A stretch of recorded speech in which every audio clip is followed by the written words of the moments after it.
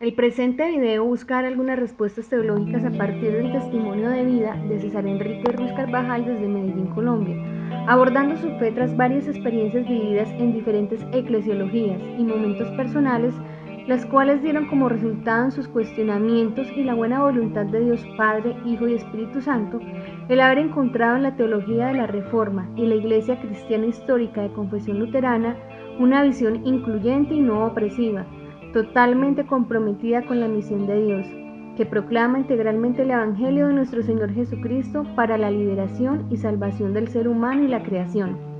No busca ser proselitista, simplemente aportar desde el ejemplo de su vida como cristiano luterano, una fe que se piensa y confía en la esperanza del reino de Dios, sustentando todo el tiempo en la apertura de dar su servicio a los demás y no en la exclusión de algunos que creen o piensan diferente.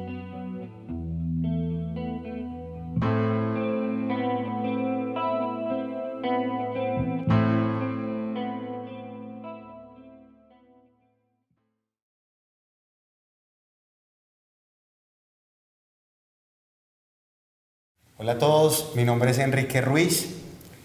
El propósito de este video es dar algunas ideas sobre la necesidad que hay entre el cristianismo evangélico protestante de encontrar respuestas de libertad, de amor y no de sistemas de opresión.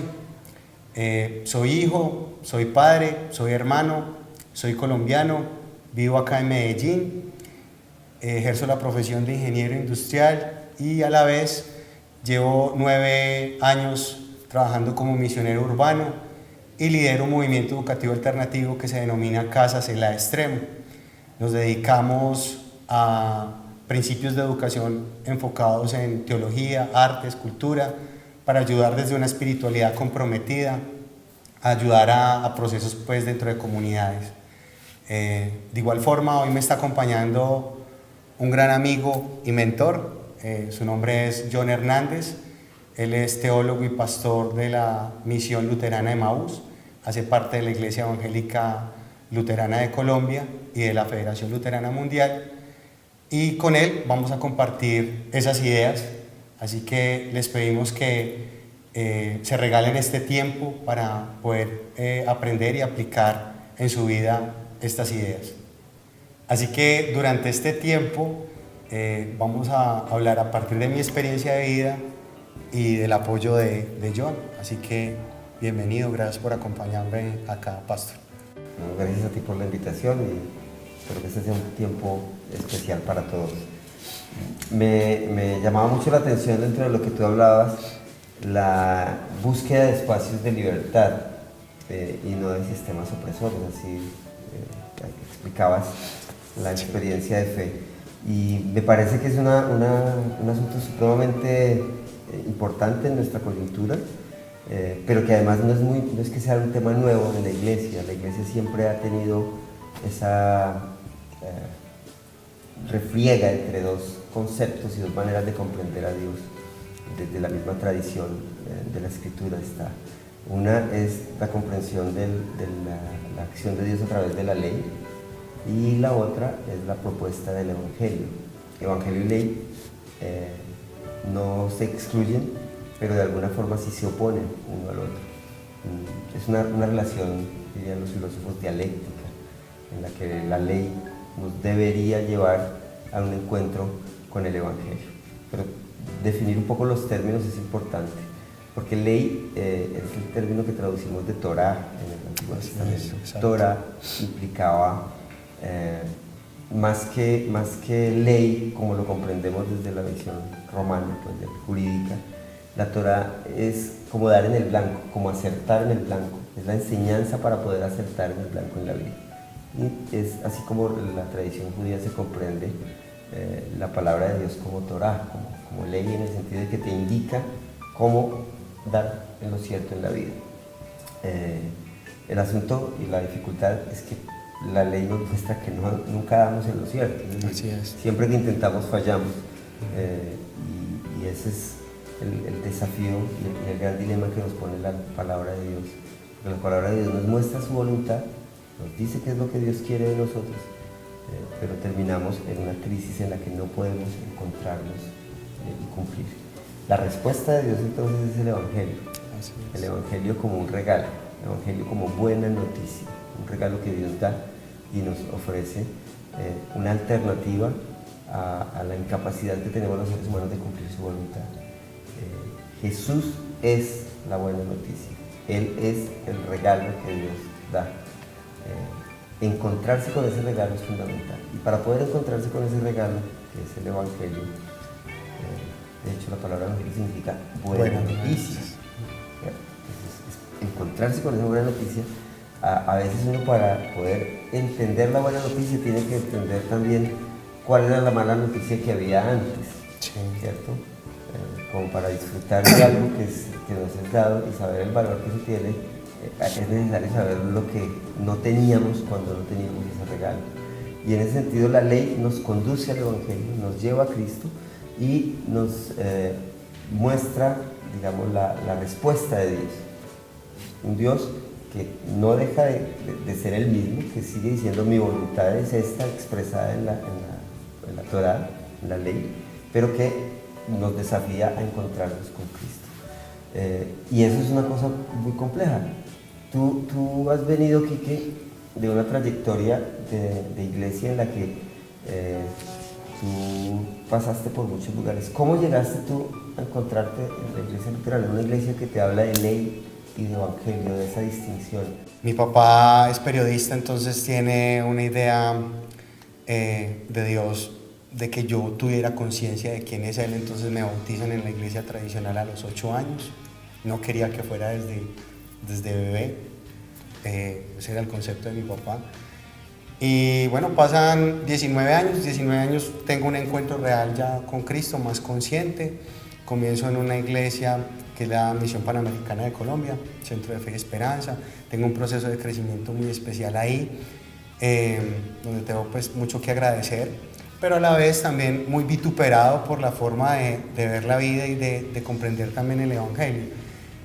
Mucho de eso tiene que ver con mi forma de vestir, el tema de los tatuajes, el tema de la música, entonces había como un cierto señalamiento. Después de eso vivo un tiempo en Estados Unidos, allá me congrego en una iglesia que es Iglesia Global, también una iglesia de carácter neopentecostal. Aprendo mucho sobre la intimidad de Dios, de buscarlo en oración, pero comienzo a tener una inquietud por todo el tema emergente, debido al gusto musical, debido a la bohemia, debido a la influencia también de mis papás por la literatura y demás. Y conozco un ministerio que es Pantocrátor, comunidad Pantocrátor en Bogotá, y en Medellín conozco la iglesia La Viña. Llego a la iglesia La Viña, trabajo con dos grandes amigos que son Juan Esteban Londoño, teólogo, y Oscar Quinto, un abogado que también fue un muy buen mentor en su momento. Y después llega un tema de un deseo de comenzar un ministerio, algo que Dios pone en mi corazón y llega a ser el extremo. Comienza como un grupo de misiones urbanas que apoya a la iglesia, y posterior a eso se convierte en una iglesia emergente, donde llegan otros muchachos producto de esos trabajos que se hacían en la calle. No se toman buenas decisiones, un proceso ahí también con asambleas de Dios, donde me ayudó a sanar mucho mi vida emocional. Y ya estando en ese proceso con CELA, entramos a trabajar con una iglesia independiente a través de un teólogo y pastor, Lieberman Alzate, que nos brinda un apoyo excelente, pero hay ciertas diferencias teológicas y comienza una crisis ya de fe, crisis de fe en la iglesia emergente, crisis de fe también porque viene una pérdida, esa pérdida es un hijo, y posterior a eso una oración que venía haciendo de encontrar raíces de historia a partir de Iglesia de Reforma. Entonces ahí hay un amigo que es José Duque, que es presbítero de la Iglesia Metodista de Colombia. Hablamos con él, compartimos también con Juan Esteban en su momento, y bueno, llegas tú, llegas con una llamada. Estábamos en un dolor muy tremendo por la pérdida de nuestro primer bebé. No lo vimos, fue un abortivo, pero fue muy doloroso para mi esposa y para mí.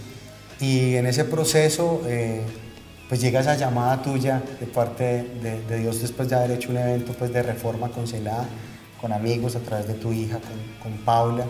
Y en todo ese proceso comienza algo de confirmar, bueno, Dios, ¿será que me doy la oportunidad de arrancar en una iglesia histórica? Y bueno, fui por primera vez hace ya unos 2 años largos a un culto y respiré libertad, respiré paz y encontré una identidad no solamente que ya venía con una identidad de hijo de Dios, sino también de teología, ¿no? de eclesia. Necesitaba una identidad eclesiástica, estaba como vagando en eso y la encontré ahí y me siento muy a gusto. Esa libertad que dices haber encontrado y esa identidad que dices encontrar en la experiencia de la iglesia gira en torno, en nuestra tradición, en torno de la escritura, ¿no? La iglesia de la palabra, decimos en la tradición luterana. La palabra es además una identidad cristiana en términos generales. Sí. Todos los cristianos tenemos en común la Biblia. La Biblia. Es la misma Biblia, el mismo texto, en algunos grupos con algunas pequeñas diferencias, pero en general tenemos el arraigo de la escritura. Y sin embargo es curioso porque la escritura es la que nos divide, por lo menos nuestras aproximaciones a la escritura. Leemos los mismos textos, nos pedimos oración por el mismo espíritu y no siempre encontramos las mismas respuestas. Y ese es el tema de identidad. La identidad radica desde qué punto y de qué manera encontramos acceso a la escritura. Y es algo importante porque en la tradición luterana la escritura es fundamental en el ejercicio de la identidad de fe, pero la escritura no es absoluta, no está en el aire, no es Dios. Exacto. La escritura tiene un límite, la escritura tiene un Señor, y el Señor de la escritura es Cristo, porque Cristo es la palabra. No es fundamentalista.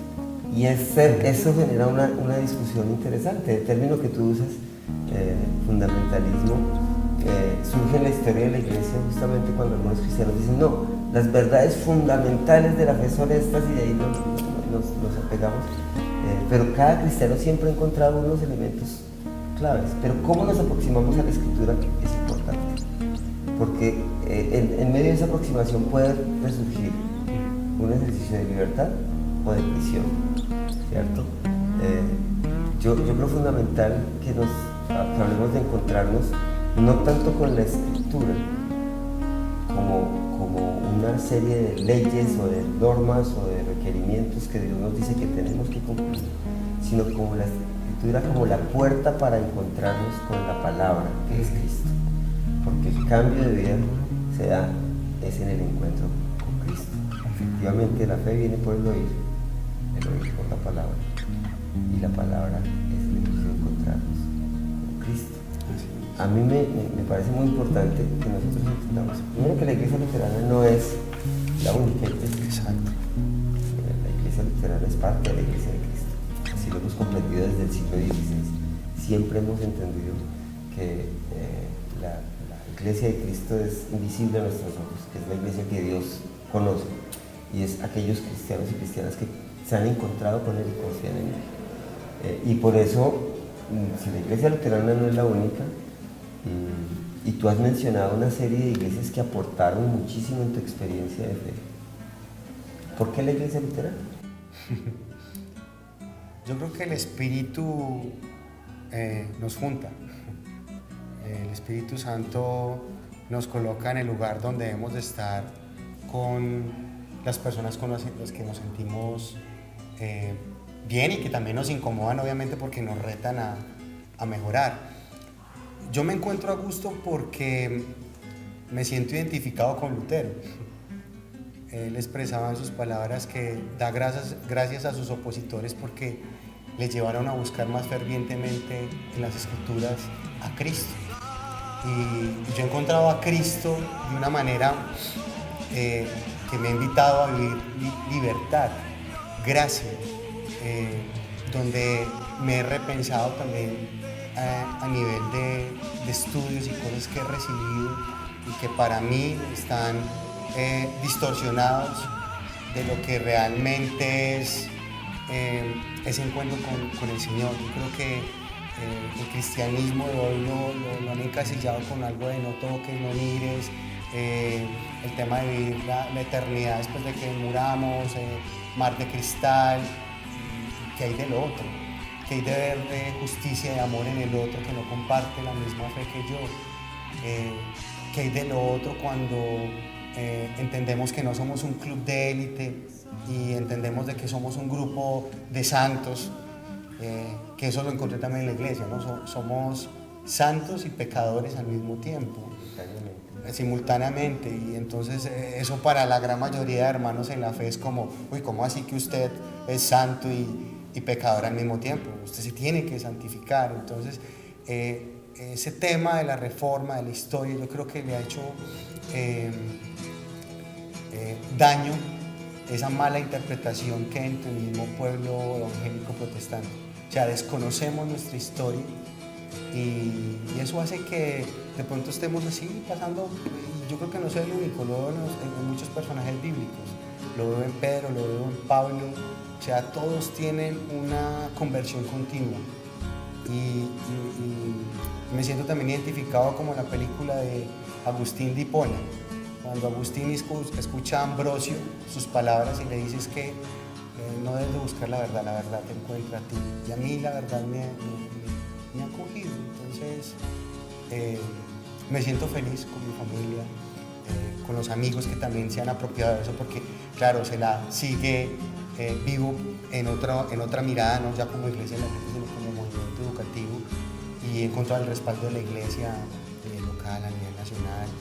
Y con estas palabras lo que pretendo con la gente que nos está viendo es que sigan buscando, pero con fundamentos. Yo sé que Jesús no tuvo ningún estudio teológico, pero hoy hay muchísima alegoría de la palabra, hay muchas enseñanzas distorsionadas.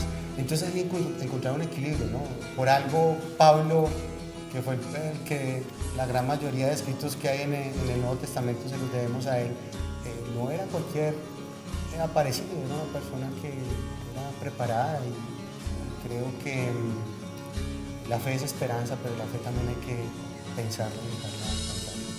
Además porque para el judío promedio del siglo I,